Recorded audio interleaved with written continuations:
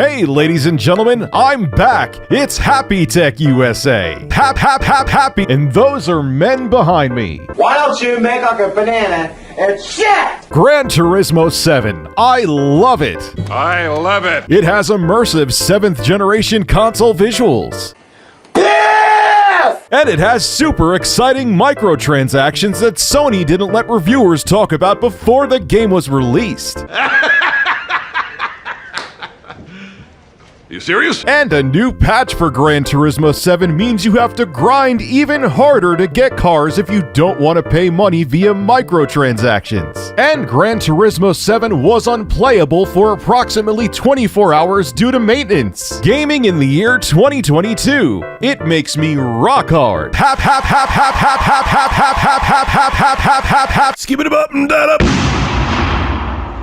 With a 32-inch 4K Ultra HD resolution, a 98% P3 IPS panel with HDRI, FreeSync Premium Pro, 1 millisecond response time, and 144 Hz refresh rate, built-in 2.1 channel speakers powered by Trivolo Audio, an AI noise-canceling microphone for super clear voice communication, DSP chips to augment depth, clarity, definition, presence, and stereo field imaging, multiple ports that make it compatible with all different kinds of devices, and BenQ proprietary eye care technology for viewing comfort. The BenQ EX3210U is the perfect monitor for your PlayStation 5, Xbox Series consoles, or gaming PC. Click the link in the description to find out more.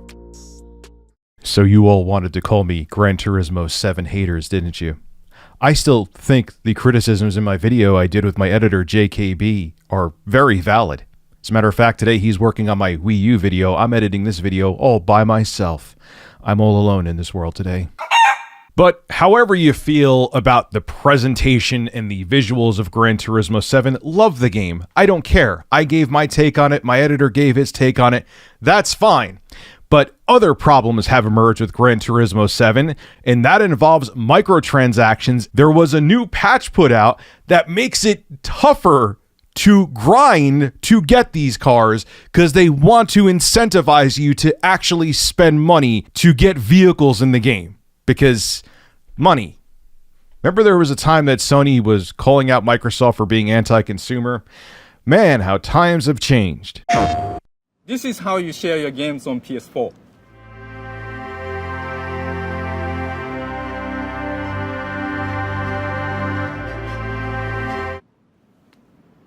Thanks.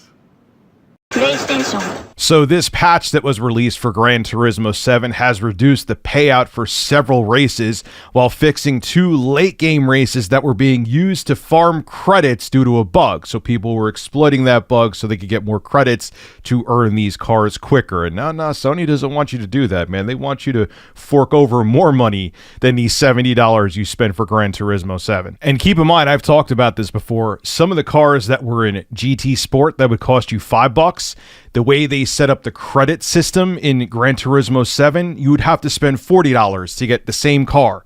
So the asking price for these microtransactions already increased exponentially, and then they want to try to incentivize you to spend actual money on these cars because they make it tougher to grind to actually get the cars in-game without spending money.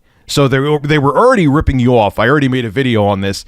Now, oh yeah, but you could grind to get the cars. You could just earn points by playing the game if you play a hell of a lot longer now. Come on, man. There's no way that you could spin this and say this is not anti-consumer. Give me a break. I love it. Now, keep in mind, it's not that you could just play the game for an hour or two and earn enough credits to get these cars. You're talking like dozens of hours.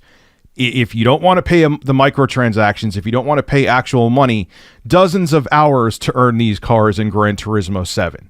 So Sony is basically trying to paint you into a corner. It's like, oh, you don't have to get these cars, but if you really want the full experience, sure, you could play the game for 670 hours, or you could just give us $40. What? What the fuck? It's so bogus, and if you're not annoyed at this, I don't know how you cannot be. You're just that diehard of a fanboy. Well, if that wasn't already infuriating enough, I have even more exciting news for you. Gran Turismo 7 was offline for 24 hours, and you couldn't play the game. Actually, over 24 hours. And you could, even single player mode, you could not play it. It was unplayable for over a full day.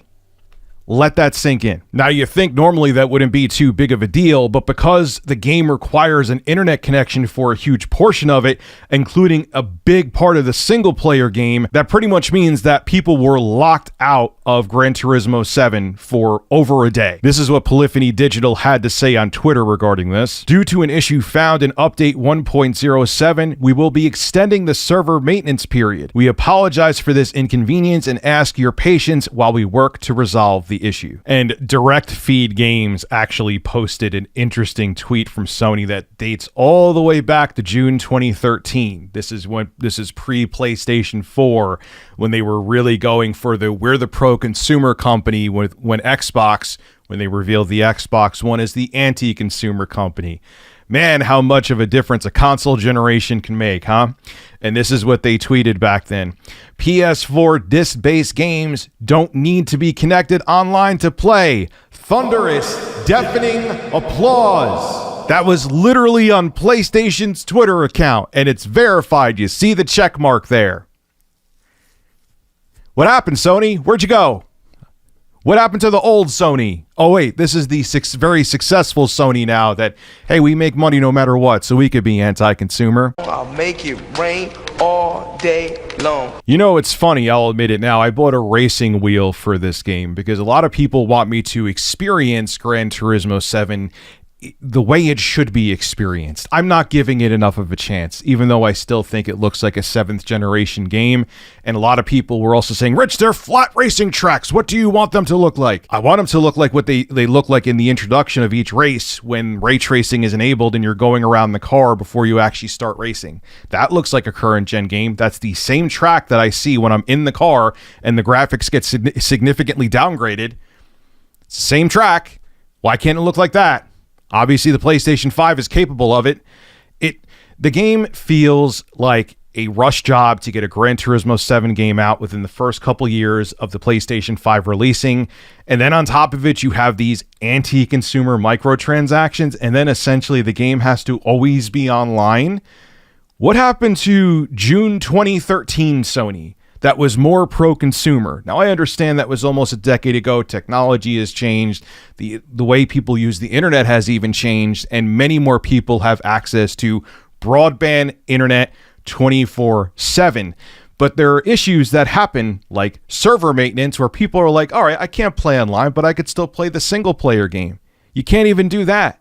This is why everyone's still, I know there's a lot of people out there that defend physical media, and yes, if you want to trade in the games or sell the games, that is a benefit. But if you think buying, I don't have a cartridge here, if you think, we'll pretend the controller's a cartridge, if you think buying a physical cartridge means you own the game, you don't.